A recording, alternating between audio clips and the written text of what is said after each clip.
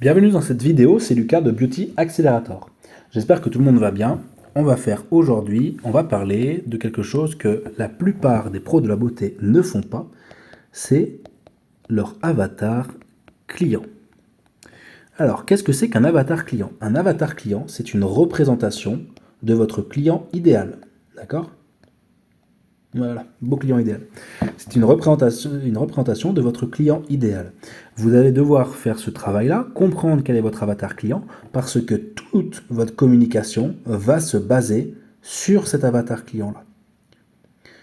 Donc par exemple, on a parlé dans une vidéo du trafic organique et du trafic payant. Si vous ne connaissez pas votre avatar client, vous allez créer du contenu, ou vous allez faire des publicités qui ne vont pas être directement en relation avec cette personne-là, avec votre client. Et ce que ça va faire, c'est que la personne ne va pas être forcément intéressée par vos publicités ou par votre contenu, et du coup, elle ne viendra pas dans votre activité. Donc c'est pour ça que c'est très important de travailler sur notre avatar client. Qu'est-ce que vous allez faire? Comment vous allez faire pour justement faire cet avatar-là?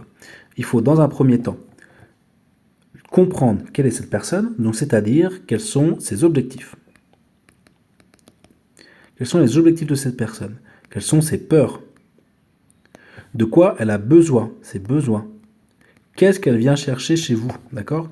Pourquoi elle viendrait chez vous? Vous allez voir aussi un petit peu quel est son budget. Hein, quelles sont ses envies. Il faut vraiment détailler au maximum, comme si vous faisiez un tableau de la personne. Vous pouvez également lui donner un prénom, un nom, un âge, etc., etc. Ça va vous aider à comprendre à qui vous vous adressez et comment vous allez communiquer. D'accord ? Vous pouvez même trouver une photo de cette personne-là. Voilà, vous prenez une photo d'une personne qui ressemble à votre avatar client. Hein, si c'est une jeune femme entre 30 et 35 ans, et vous prenez une photo d'une femme entre 30 et 35 ans. Et comme ça, quand vous allez communiquer, que ce soit sur les réseaux sociaux ou par le biais des publicités, vous saurez à qui vous adressez, c'est à votre avatar client.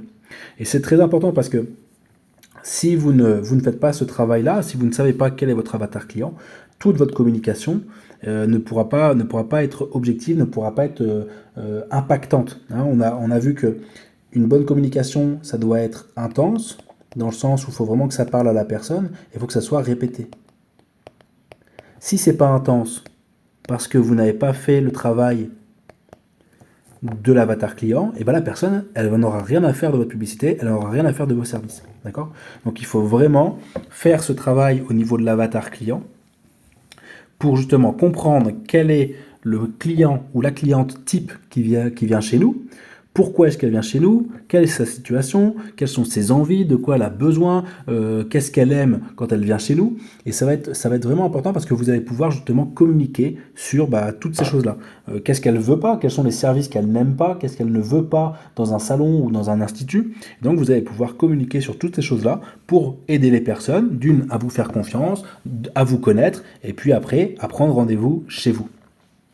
Donc, cette notion d'avatar client, elle est très peu utilisée pour les pros de la beauté, et c'est bien dommage, parce que c'est quand même la base de la communication. Et il y en a plein qui ne connaissent pas, et du coup, c'est super important comme notion, et c'est une des erreurs que font la grande majorité des pros de la beauté, c'est de ne pas savoir quel est leur avatar client. Donc, si vous avez des questions, vous pouvez les poser lors de notre prochain entretien. C'était Lucas. Ciao, ciao!